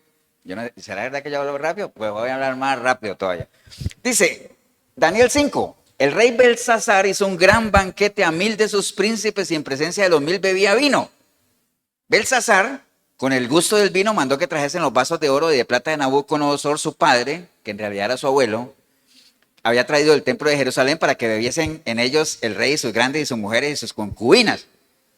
Mejor voy a parafrasear, hermanos. El caso es que este rey Belsasar, que era nieto de Nabucodonosor, le dio por hacer un banquete a 1000 de sus invitados y a concubinas y todo eso. Y como era el rey, entonces a veces los reyes no es que por ser rey podían hacer de todo. Hay cosas que los reyes no podían hacer, ¿como qué? Como ofrecer sacrificios o quemar incienso y todo eso. Pero el caso es que este rey mandó a traer todas las copas de oro y todo que su abuelo Nabucodonosor tenía ahí dispuestas, que eran solo para Dios, ¿cierto que sí? Pero las mandó a traer, ¿para qué? Para que sus invitados bebieran en esas copas y todo eso. ¿Estamos claros, no? Estando en medio de esa pachanga, o en medio de esa reunión, dice que apareció una mano ahí. Bueno, no tan así, ¿no? Apareció una mano, ¿ve? Y comenzó a escribir en la pared y escribió un mensaje, ¿cierto que sí? Y entonces nadie sabía qué quería decir ese mensaje. Y entonces, ahora sí voy a leer un versículo 7, dice, y el rey gritó en alta voz. Bueno, antes de eso, en el versículo 6 dice, entonces el rey palideció. Ahora, no era para menos, ¿ah? ¿Qué harían ustedes si apareciera una mano aquí ahorita y escribiera algo en la pared? Bueno, más de uno palidecía. Y sus pensamientos lo turbaron y se debilitaron sus lomos y sus rodillas daban la una contra la otra. En otras palabras que estaba temblando, ¿cierto así? En otras palabras, dice, el rey gritó en alta voz que hicieron venir magos, caldeos, adivinos, y dijo el rey a los sabios de Babilonia, cualquiera que lea esta escritura y me muestre su interpretación será vestido de púrpura y un collar de oro llevado en el cuello y será el tercer señor del rey. Pero al final trajeron de todo y nadie sabía qué quería decir eso. Entonces, la reina, obviamente, sabía que había un hombre que sí tenía esa facultad, que se llamaba Daniel, ¿no? ¿Cierto que sí? Estamos en el libro de Daniel. Daniel, llamaba a Daniel, entonces lo mandaron a traer. Y entonces él comenzó a decirle al rey, obviamente, a hablarle de su abuelo, ¿no? De que realmente el abuelo de él también en algún momento su corazón se enalteció contra Dios, pero que al final él se humilló y Dios tuvo misericordia de él. Él le estuvo hablando del abuelo, ¿no? De pronto para hacerle entrar en razón a este rey lo que le venía.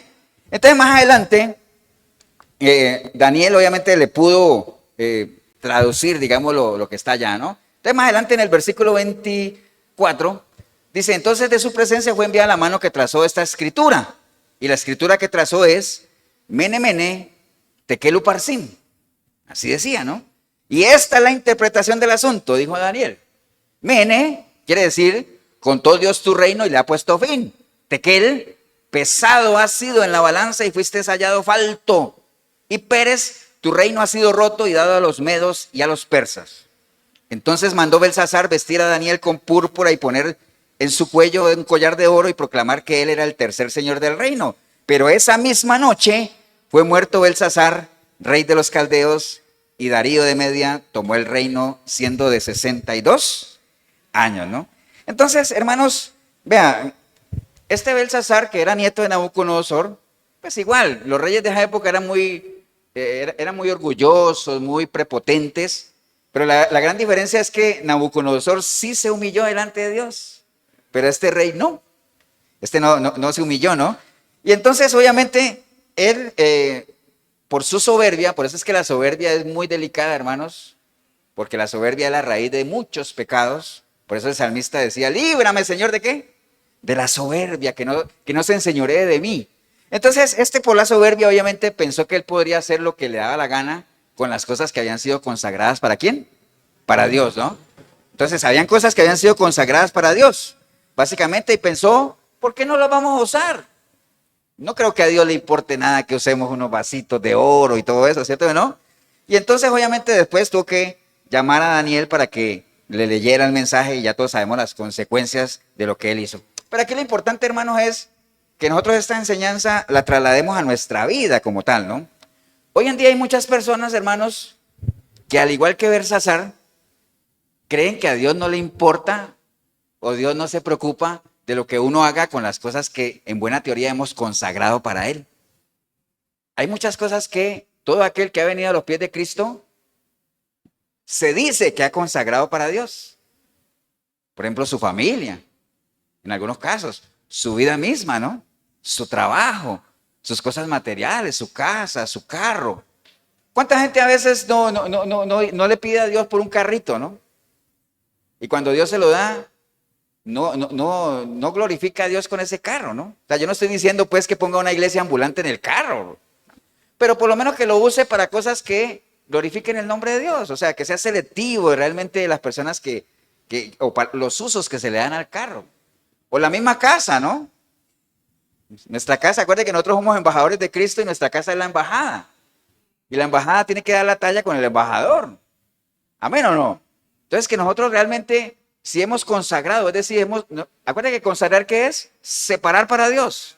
Amén. Que nosotros demos usos decorosos a las cosas que hemos consagrado para Dios, porque no crea, igual que Belsasar, de que a Dios no le interesa. Claro que a Dios le interesa. Si le enojó a Dios que usaran unas vasijas, ¿cómo no le va a interesar a Dios lo que hagamos nosotros con nuestra vida, sabiendo que el precio que se pagó por ella fue un precio alto, altísimo?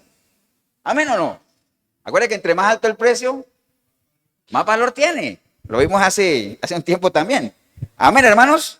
Y entonces, pues hoy en día no está saliendo aquí una mano a decirles eso a ustedes, sino que es la palabra de Dios por medio de lo que estamos hablando, que nos está diciendo hoy que hay cosas que hemos consagrado para Dios y que tenemos que cuidar de que le estemos dando buen uso.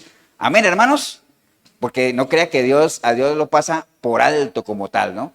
Entonces, a Dios sí le importa, hermano, lo que estemos haciendo, ¿no? Entonces, esto del peso, dirá, pastor, pero entonces, ¿cómo hago para obtener el peso? Va muy ligado a lo que hablamos del tamaño. Son variables que van ligadas, ¿no? De hecho, cuando ustedes se han pensado en esas máquinas que uno dice una moneda de 100 y uno se para y la máquina hace dos cosas. ¿Qué hace? Lo mide y lo pesa. Y con esas dos cosas te dice índice de masa o eso. ¿Me entiende? ¿Me entiende? O algunas máquinas que hay algunas personas que se suben en la máquina y la máquina sale un letrero que diga, por favor, súbanse uno por uno. Ese ya es otro tema, ¿no? Pero bueno, el caso es que esas dos variables están, ¿qué? Relacionadas. ¿Cierto que sí? Una incide en la otra, ¿no? Entonces, tener el peso es básicamente lo mismo. O sea, por medio de la palabra, tener que caminar en Cristo, en obediencia, o sea, que nosotros podamos tener el peso adecuado, que demos buen uso a las cosas que hemos consagrado para Dios, que nos consagremos nosotros mismos para Él, porque en algún momento vamos a tener que dar cuenta por lo que hemos hecho con lo que Dios ha puesto en nuestras manos, nuestra familia, o sea, si bien la familia nuestra, nosotros no somos responsables de su salvación, pero si la salvación de ellos dependiera de nosotros, ¿qué hemos hecho? ¿Qué hemos hecho? ¿Qué posibilidades tienen de salvarse nuestra familia si la salvación de ellos dependiera de nosotros? Tenemos que dar cuentas. Amén. Tenemos que dar cuenta, ¿no? Hay unas consecuencias. Ya todos sabemos las consecuencias que pagó Belsasar por salir falto de peso. ¿Cuál fue el precio que pagó él? Murió. Murió y el reino le fue quitado. Si uno sale falto de peso, ¿cuál es la consecuencia? Muerte también. Lo que pasa es que no es muerte física, es una muerte espiritual, separado de Dios. Como quien dice, seremos aquellos peces que ¿qué? No, hombre, este pez va para allá. Amén. Lo que pasa es que en lo natural, el pececito, ¿dónde se echa? Al agua otra vez, es lo natural. Pero en lo espiritual sabemos que el pez que no sirve, ¿para dónde se echa? A un lugar donde va a ser, ¿qué cosa? El lloro y crujir de dientes. Ahí no hay vuelta de hoja. Amén, hermanos. ¿Estamos claros ahí, no? Por ahí anda el tema de la analogía de la red, ¿no? Pero quería empatar esto, hermanos, en estas 2 horas que nos quedan. Me dijo amén. Hay otro relato en la Biblia que es muy parecido a este. Acuérdense, este es de una red que vienen los peces, y al final se sientan, se paran, lo bueno en la cesta, los demás allá. Hay otro relato en la Biblia que es muy parecido. ¿Alguien se acuerda cuál es? No, no es parábola. El Señor está hablando, está haciendo un relato y dice que al final va a haber un tiempo en el que, bueno, es que si les digo, acuerda que dice que el Señor va a venir y entonces va a separar a quienes de quienes. Las ovejas de los cabritos. Amén. Y que a uno los va a poner ¿a dónde? A la derecha, a la izquierda y a la derecha. Amén. Y que a uno les va a decir, vengan benditos, y bueno, todo lo que ya sabemos. Entonces, ese relato, hermanos, está en Mateo capítulo 25. Vamos a recorrerlo rápidamente, porque queda mucho tema, pero poco tiempo. Mateo 25, 31, hermanos, está y habla del juicio de las naciones. Y el mismo Señor lo está relatando. Y él dice, cuando el Hijo del Hombre venga en su gloria y todos los santos ángeles con él, entonces se sentará en su trono de gloria, dice él, y serán reunidas delante de él, ¿qué cosa? Todas las naciones. En la parábola ya dice que esa red era para agarrar ¿a qué? A toda clase de peces, ¿no? Aquí van a ser reunidas todas las naciones y apartará los unos de los otros como aparta el pastor las ovejas de los cabritos. Entonces vuelvo a usar un ejemplo, una analogía muy conocida por la gente de ese entonces, porque la mayoría, si no eran pescadores, eran ¿qué? Pastores, ¿cierto? Y si hay algo que un pastor conoce es una oveja de un cabrito. Y pondrá las ovejas a su derecha y los cabritos a la izquierda, y entonces el rey dirá a los de su derecha, venid benditos de mi Padre, heredad el reino preparado para vosotros desde la fundación del mundo. Y entonces ahí viene todo aquello que le dice, porque tuve hambre y me dieron de comer y todo. Y entonces dirá a los de la izquierda, apartados de mí, malditos. Recuerda que malditos no es que sea una frase así despectiva, ¿no? Recuerda que un maldito ¿qué es? El que está separado de Dios, ¿no? Nada más, ¿no? Al fuego eterno preparado para el diablo y sus ángeles. Entonces, hermanos, si nosotros reflexionamos sobre eso, volvemos a ver que el Señor clasifica a la gente ¿en qué? En 2 grupos. Amén. Allá eran peces buenos, peces malos, acá ovejas y cabritos. Entonces siempre hay 2 grupos. Para Dios solo hay 2 tipos de personas nada más. Para Dios no hay blanco, negro, gordo, flaco, feo, bonito.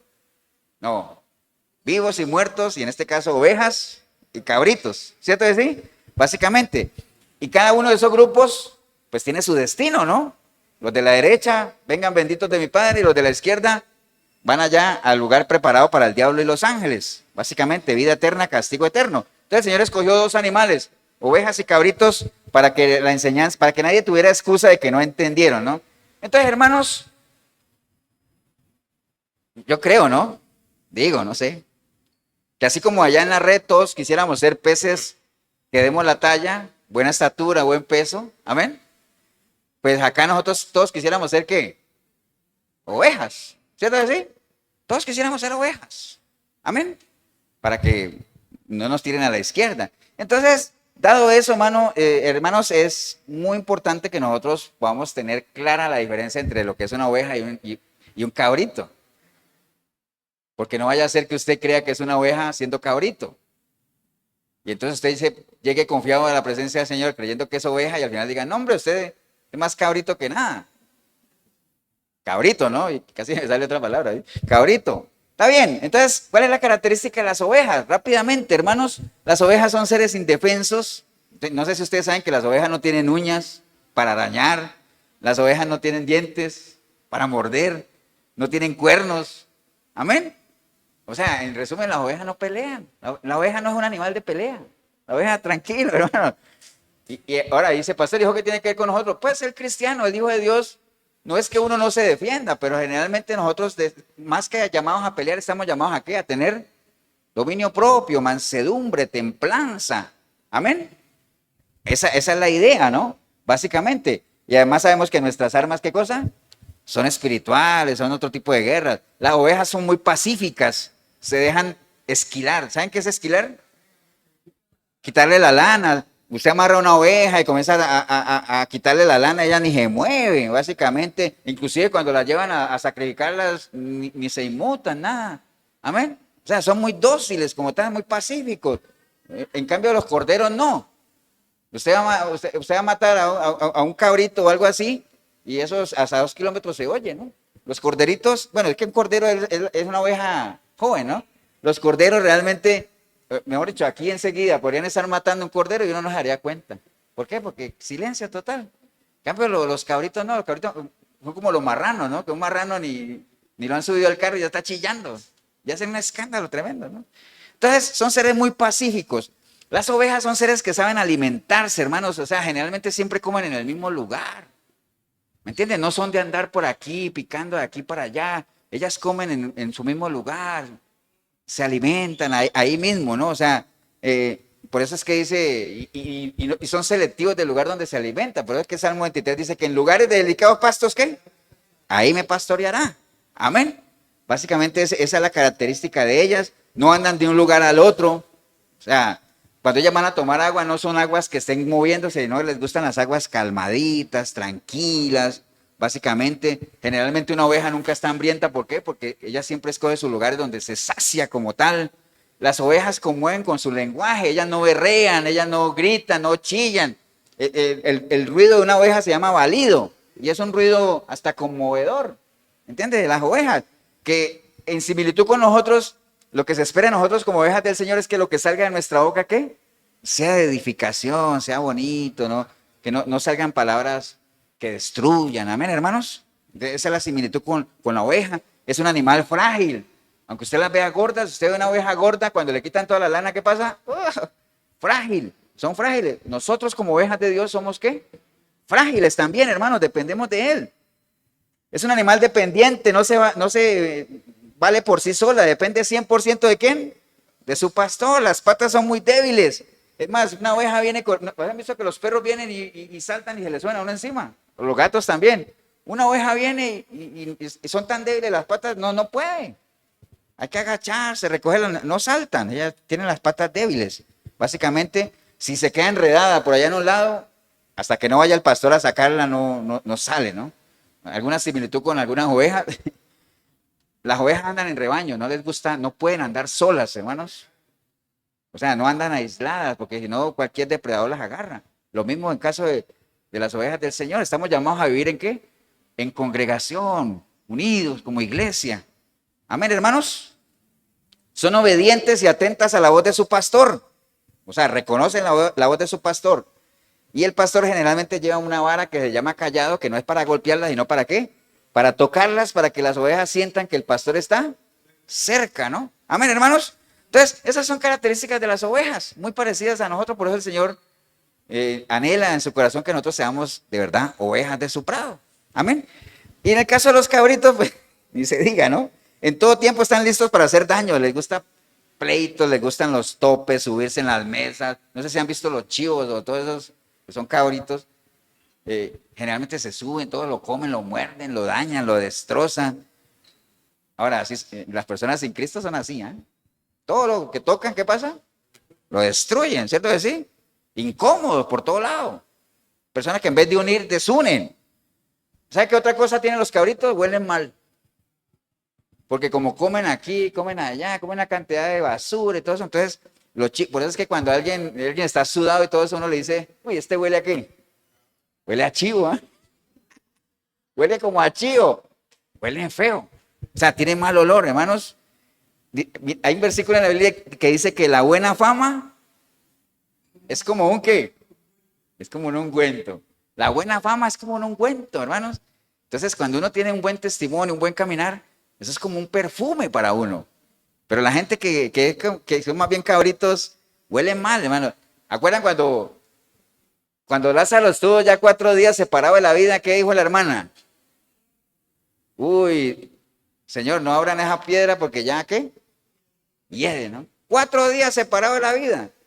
Ahora, piense usted, ¿cuánto tiempo lleva mucha gente separada de la vida? Uf. Ahora, ¿hieden? Bueno, acérqueseles a ver qué pasa, ¿no? Entonces, huelen mal, hermanos. Entonces, o la gente que practica vicios. La gente que no deja un vicio, el olor lo persigue, ¿amén o no? Eso es una realidad.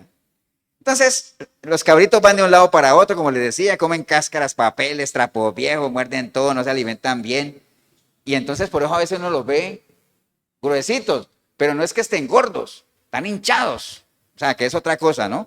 Entonces, y así hay mucha gente, ¿no? Por eso es que es bueno, uno le recomienda a la gente que uno debe tener una iglesia donde uno se asiente. ¿Para qué? Para que uno tenga sentido de pertenencia, uno ame su iglesia, uno esté ahí. No es que uno le impida a la gente que vayan a otras iglesias, la gente que quiere ir a otras iglesias puede ir, pero no sea de los que saltan de iglesia en iglesia porque nunca vas a estar en ninguna. O sea, no vas a estar ahí. Asiéntese en algún lado, o sea, que usted sienta que hay gente que la conoce, que lo conoce, que usted los conozca, que usted sepa con quién contar, que usted sepa lo que está comiendo, comienza a dar un buen testimonio. Sea oveja, no sea un cabrito ahí, un chivo viejo. Amén, hermanos. Ahora, otra cosa, mientras que el balido de la oveja es muy enternecedor, el ruido que hace un cabrito, o sea, es muy contrario a la oveja, es muy escandaloso, básicamente, ¿no? Ahora, si nos vamos a eso, hermanos, yendo ya a los creyentes como tal, entre una oveja y un cabrito, mientras que los creyentes, lo que se les espera es que lo que hablen sea de edificación, sea de consuelo, sea para crecer. Los cabritos, que también en lo natural cuando abren la boca chillan y hacen un escándalo, generalmente los cabritos espirituales, cuando abren la boca, se les conoce por un lenguaje siempre quejándose, criticando, murmurando, viendo a ver cómo se destruye. ¿Me entiende? Hay diferencias de lenguaje como tal entre una oveja y un cabrito. Amén, hermanos. Entonces, con estas dos comparaciones que hemos hecho, la pregunta del millón es, ¿dónde se clasifica usted, no? Ahorita lo hicimos con los peces, ahorita con las ovejas y cabritos, y dice, oveja, pastor, oveja, todo mundo. Ah, bueno. Entonces, yo espero que todos digan oveja, pastor. Y el que diga que es un cabrito, pues entonces todavía tiene tiempo para que se pase al otro bando. Aproveche, o sea, aproveche estos mensajes para qué, para confrontar si cambia. Pero si usted dice que es oveja, bueno, también es mi deber decirle que entre las ovejas hay tipos de ovejas. Nosotros no somos expertos en ovejas, ¿no? Tampoco éramos expertos en peces. Pero hay gente que es especialista en ovejas, en lo natural.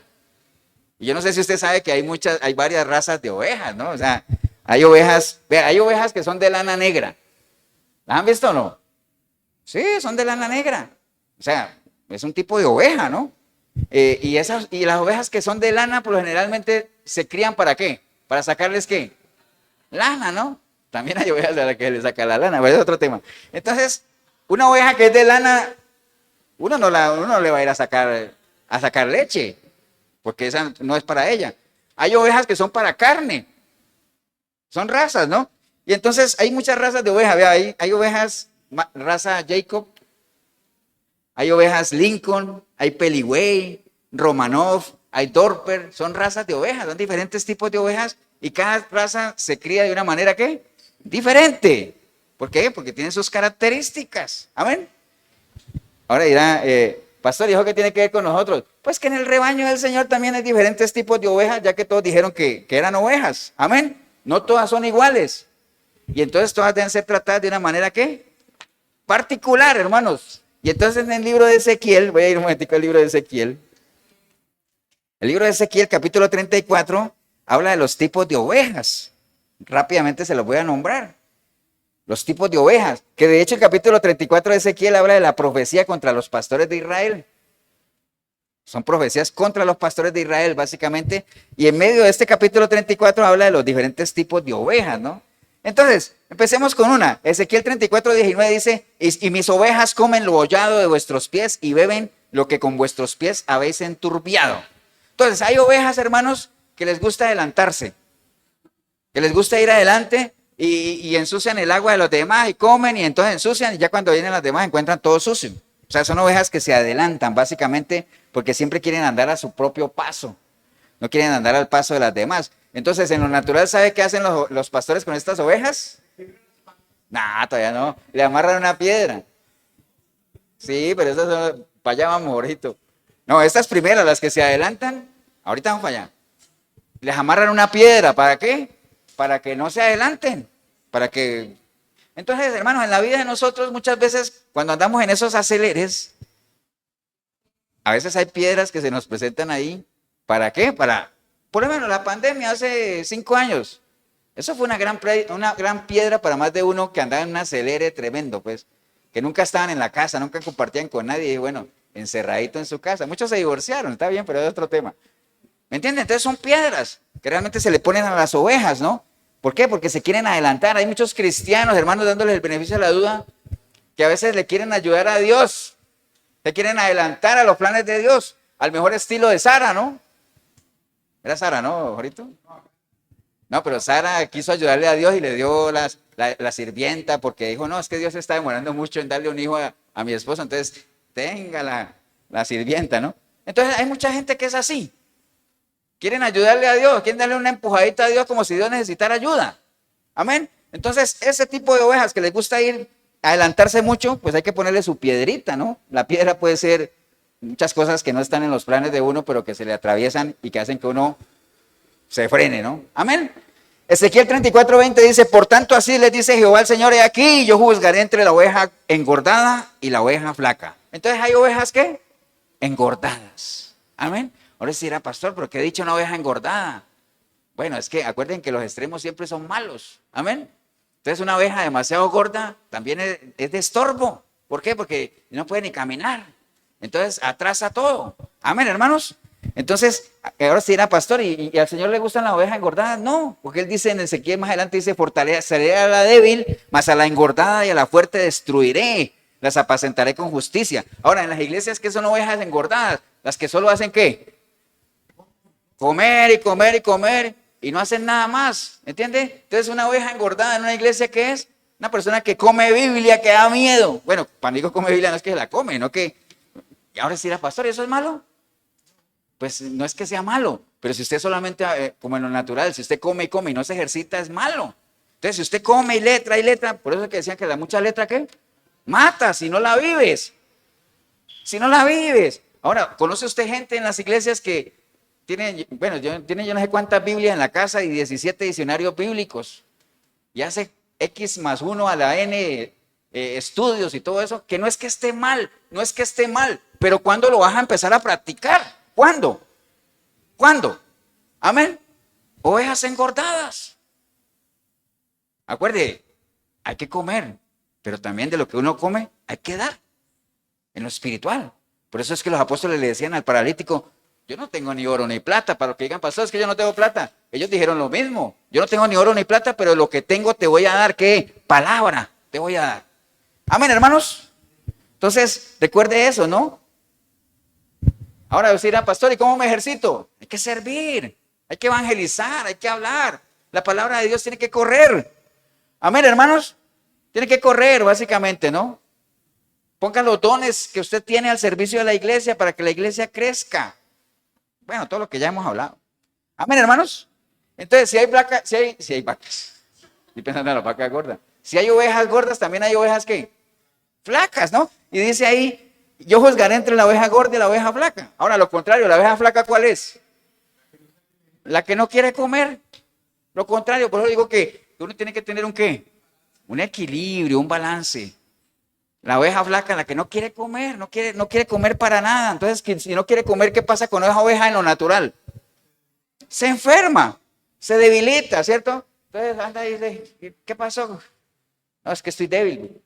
3 días que no como, ¿y por qué no comes? No quiero engordarme. Hay gente que es así. En lo natural, las ovejas que no comen son débiles, básicamente, ¿no? O sea, constantemente están ahí presas fáciles como tal. Ahora en las iglesias hay muchas ovejas flacas. O sea, no quieren comer. Inclusive no se quieren congregar ya. No quieren. No quieren. Ahora dice la pastor, ¿y a usted quién le dice que alguien que no se congregue no está comiendo? Bueno, está bien, pero espero que como no estás comiendo, entonces ahora no pases al otro lado de las ovejas gordas, pues, gordas. No. ¿Dónde se ejercita uno, hermanos? Con la gente. ¿Amén o no? ¿Dónde se ejercita uno? Con la gente. ¿Cómo nos pulimos nosotros? Piedras vivas, con la gente. Amén, hermanos. Entonces, ya no se quieren congregar, no tienen tiempo para venir a la iglesia. Básicamente, los cultos no son prioridades. Eso es no querer alimentarse, básicamente, ¿no? Pero bueno, ¿te acuerdas? Una oveja débil, una oveja flaca, está propensa a ser, ¿qué cosa? Devorada como tal. Después habla en el versículo 21, dice... Por cuanto empujasteis con el costado y con el hombro y acorneaste con vuestros cuernos a todas las débiles hasta que las echasteis y las dispersasteis. Entonces, en los rebaños también hay ovejas que se creen, pues, que son en los rebaños naturales, ¿no? Mira lo que dice ahí, que agarran a ver a las otras que son más débiles y todo eso y comienzan, ¿qué? A sacarlas hasta que las sacan en lo natural. Ahora sí, la pastora, en las iglesias, no, también. Hay gente que le gusta sacar a otra gente de las iglesias. Hay gente que es así. Y no, en otra iglesia. Aquí no hay nada. Amén, hermanos. Entonces esas son ovejas contenciosas, básicamente. O sea, mucho pleito, eso es lo que Pablo le decía a la iglesia, pero es que ustedes, o sea, ¿por qué? Yo no sé si se las cae a Pablo la cabeza. ¿Por qué hay tanto pleito en ustedes? O sea, parecen niños, o sea, tanto chisme, tanta cosa, o sea, ovejas contenciosas, hermanos, que lo que él dice ahí, básicamente, empujan el costado y acornean a todas las débiles hasta que las echan y las dispersan. Ovejas contenciosas, hermano. Entonces, básicamente, ¿qué hace el pastor en lo natural cuando hay una oveja contenciosa? En lo natural, ¿qué hace un pastor cuando hay una oveja contenciosa? ¿Qué hace? No la echa, porque ¿para qué la va a echar si eso es carne? La amarra con las otras ahí. Con las que tiene pleito, las amarra. Y entonces, como están amarradas, ¿qué tienen que hacer? Pues andar para arriba y para abajo entre ellas, ¿sí o no? Ahora, obviamente aquí no podemos hacerlo, ¿no? A que ganan nos saltan. Pero bueno, no importa. Entonces, no es tanto sacarlas, sino que hay que enseñarles a qué, a convivir, a amarse, a tener paciencia unos con otros, a que llevemos las cargas unos de otros.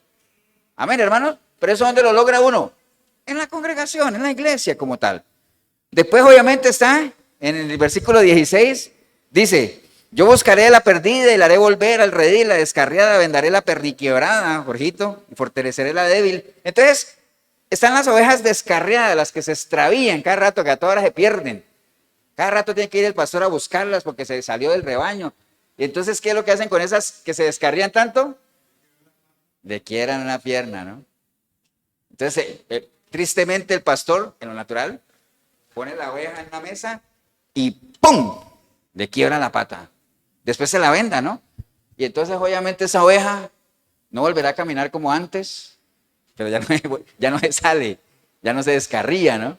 A ver, hermano, entonces esas son las descarriadas como tal, la perniquebrada que pone ahí, ¿no? Ya no se vuelve, obviamente. En las iglesias hay ovejas que cada rato se salen, ¿no? Se van. Ahora, sí quiero hacer un paréntesis aquí porque a veces a uno como pastor, hermanos, le cuestionan aquello que dice pastor, pero hay una oveja que se salió y acuérdese que la palabra dice que usted tiene que dejar la 99 e ir a buscar la que se perdió.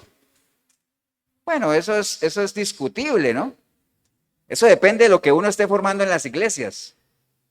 Porque esa parábola de la oveja perdida, hay 3 parábolas ahí, donde hablan del hijo pródigo, la oveja perdida y la moneda que se perdió.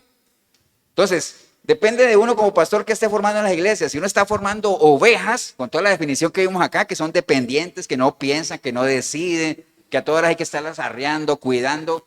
Si uno está formando ovejas o uno está formando hijos. Amén. Si uno está formando hijos de Dios, o sea, gente que piense, que racione. ¿Racione? Que tenga raciocinio, pues. Amén. Me sonó feo. Entonces, ¿qué es lo que uno está formando? ¿Por qué? Porque si uno está formando ovejas, pues cuando una oveja se va hay que ir a buscarla. ¿Por qué? Porque es tan inútil que no puede volver sola, porque hay que ir a traerla, cargarla, chinearla, acariciarla y todo eso. Amén. Ahora, si uno está formando hijos, cuando un hijo se va, muéstreme en la parábola del hijo pródigo tan solo un versículo donde el papá fue a buscar al hijo. Nunca lo fue a buscar. ¿Qué hizo él? Esperarlo. Esperarlo, ¿para qué?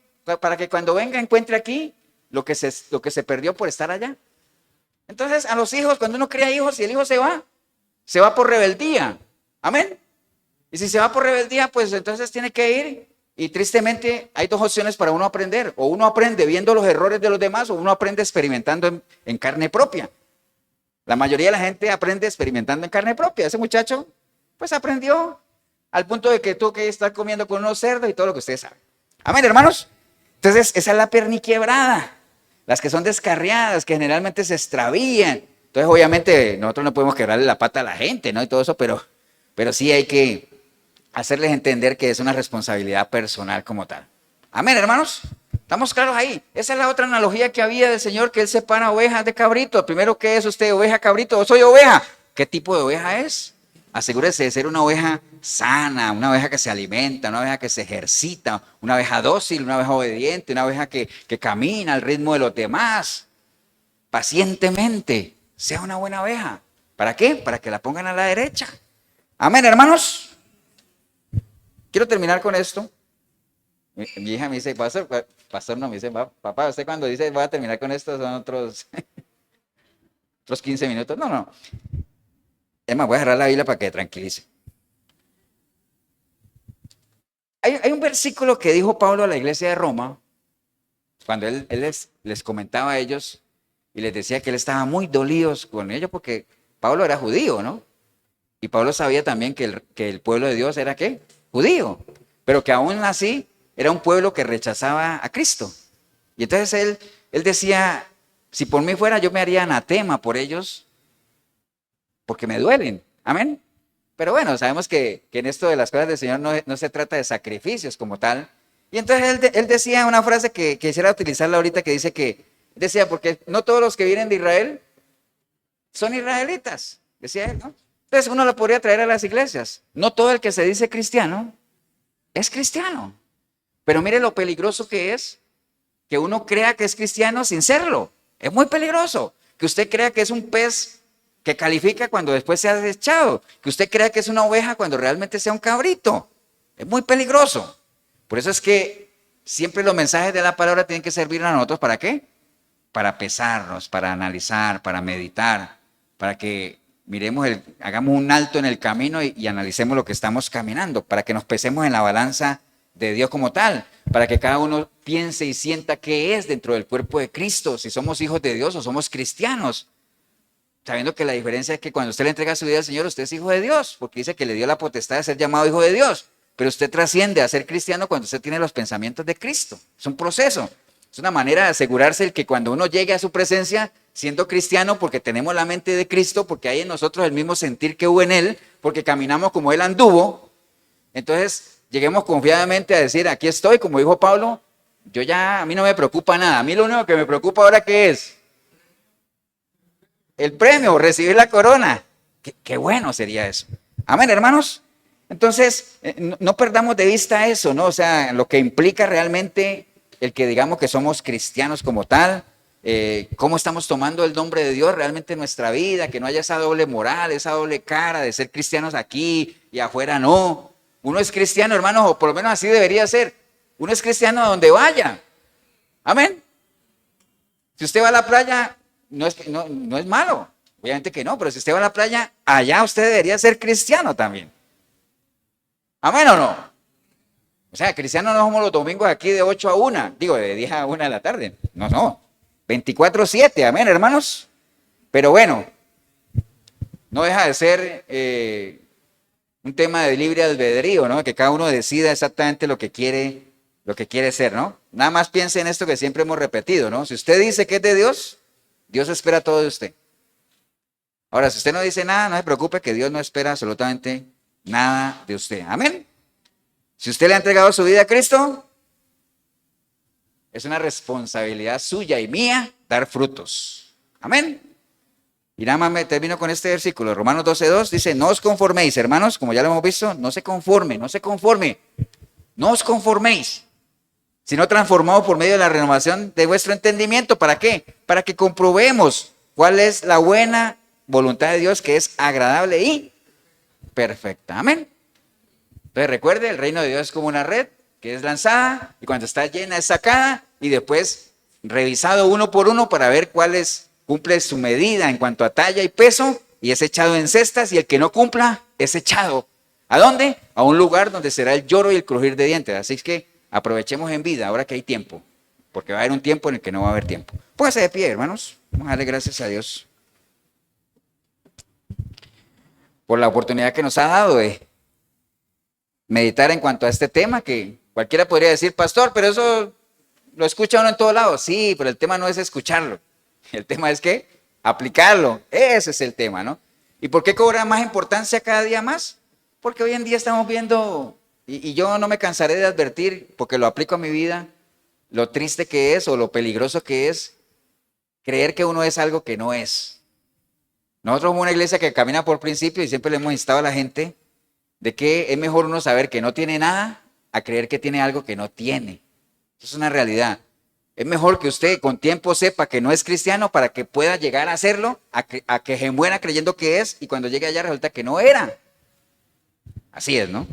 Pero gracias te damos, Señor, por la oportunidad que tenemos de meditar en torno a esto. Si hubiera alguna persona hoy aquí en este lugar o ahí en el video que usted hoy entendió que realmente usted está en ese grupo de los que no son, pues usted lo reconoce de una manera sincera y humilde que no es. Si usted no es, marque hoy un antes y un después en su relación con Cristo. Ahora, si usted es de esas personas que cree que es, pero que después de lo que hemos visto hoy está dudando de que realmente usted no sea lo que dice que es, pues también aprovecha el tiempo para que marque un antes y un después en su relación con el Señor y que de aquí en adelante usted camine con pasos seguros realmente de lo que usted es dentro del cuerpo de Cristo. Si es el caso suyo, ahí donde está, dígale, Señor Jesús, en este día escuché tu palabra, Señor, y hoy me ha quedado claro de que realmente esto de caminar contigo no es simplemente una palabrería o un simbolismo de decir que soy, cuando realmente las evidencias apuntan a que no soy nada de lo que digo que soy. Hoy me he dado cuenta de que si hay algo que me caracteriza a mí, no es en caminar cristiano, Señor. Es la simpleza, la falta de compromiso, Señor, pero no más. Hoy arrepentido, arrepentida como nunca antes yo clamo a ti, Señor, para que tu preciosa sangre me limpie de todo pecado y tu Santo Espíritu pueda venir a mí y hacer de mí una nueva criatura, Señor, y que a partir de hoy yo pueda buscarte a través de tu palabra, porque quiero conocerte, amarte, servirte, adorarte, Señor. Y que la gente que me conoció antes puedan ver en mí un testimonio vivo de que hay poder en ti para transformar vidas, Señor. Bendigo el momento que decidí venir a este lugar o ver este video, porque empecé a verlo, vine sin ti, pero ahorita te recibo como mi único y suficiente Salvador. Te doy gracias en el nombre precioso de Cristo Jesús. Amén y amén. Damos un aplauso, hermanos, al Señor.